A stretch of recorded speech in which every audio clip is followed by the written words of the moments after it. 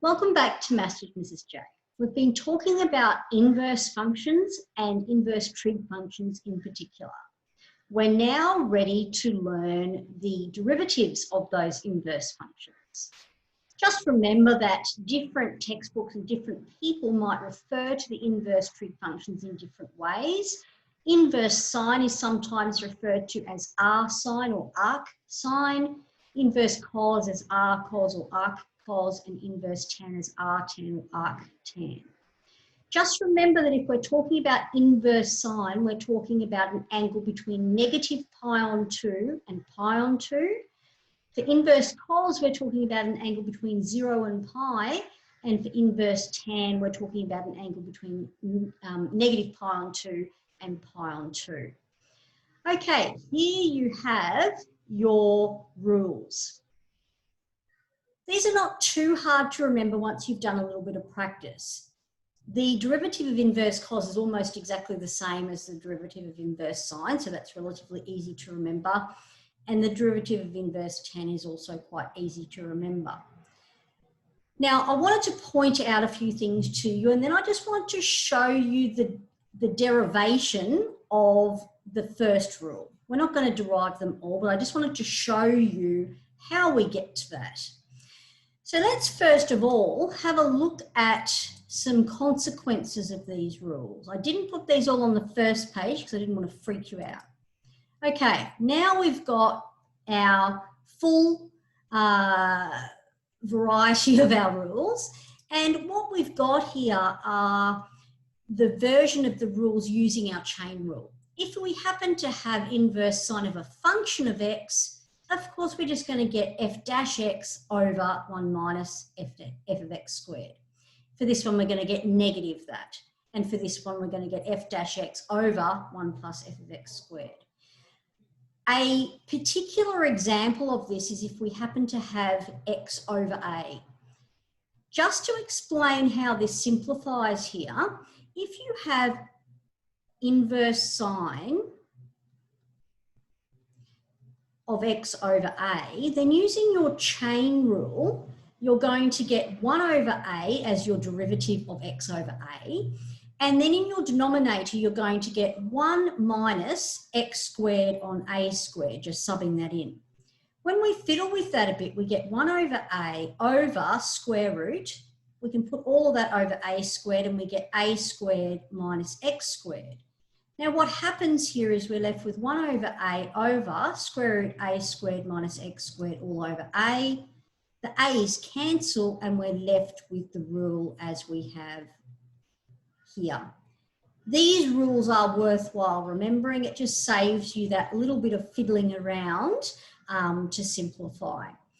So if we wanted the derivative of inverse sine of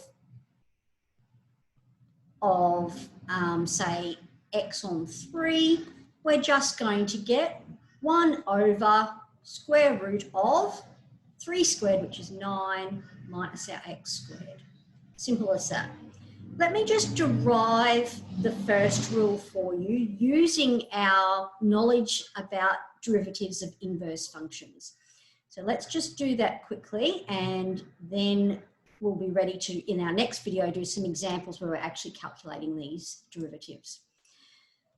Okay, let's start from the start. Let's say we have a function. We'll call it y of x. Or we'll call it f of x actually. F of x is sine of x. So this is just our original function. We know that f dash x, of course, is cos of x, because we know that the derivative of sine is cos. Okay, let's go about our normal procedure to find the inverse function the way we normally have. We know already what the inverse function is going to be, but let's go through the process. So obviously y is sine of x. For the inverse, we're going to swap them over. So x is sine of y. So y is obviously inverse sine of x. And we're going to call this, well, f inverse, but we'll call it g of x, just so that we don't have to deal with inverses and derivatives all in the one situation, because f negative 1 with a dash after it all gets very confusing.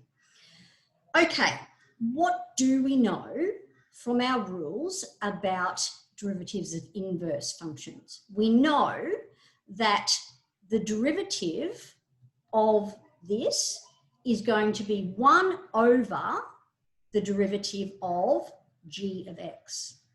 That's what our rule told us a few videos ago. Okay, well, let's sub in. So it's going to be 1 over cos of inverse sine of x.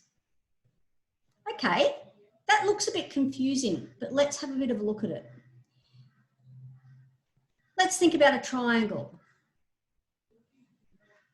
Right angle triangle, of course, and a triangle where the hypotenuse is 1, because thinking again about our unit circle, and let's say this angle here is theta. Let this side here be x, because we're talking about sine of theta is x. All right, so this is kind of like your theta. And let's see what this value along here would be. We'll call it A. If we're in the first quadrant, this is perfectly relevant to do. I will talk about the other possibility in a minute. So we're assuming just for a minute that sine of x is positive, in which case x is between 0 and pi on 2, which also overlaps with our inverse cos rule and all the rest of it. Using this, we know that obviously sine of theta is x on 1, which is just x.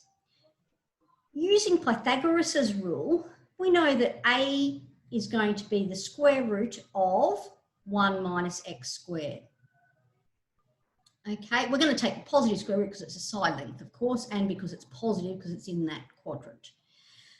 Okay, what is cos of theta? Well, cos of theta is going to be A on 1, which is just going to be 1 minus x squared. So in essence, what we're doing here, let's just bring this up to here. So we're saying that g dash x is 1 over cos of inverse sine of x. Now we said inverse sine of x was just theta according to that diagram. And what was cos of theta? Well, cos of theta was square root of 1 minus x squared. If we have a situation where we had a negative value, what will actually happen is you'll notice that for obviously inverse sine has to be between negative pi on 2 and pi on 2. If it were between negative pi and 2 on 0, then we notice that if negative pi on 2 is between theta, if theta is between negative pi on 2 and 0, then negative theta is going to be between pi on 2 and 0, which is in the first quadrant anyway.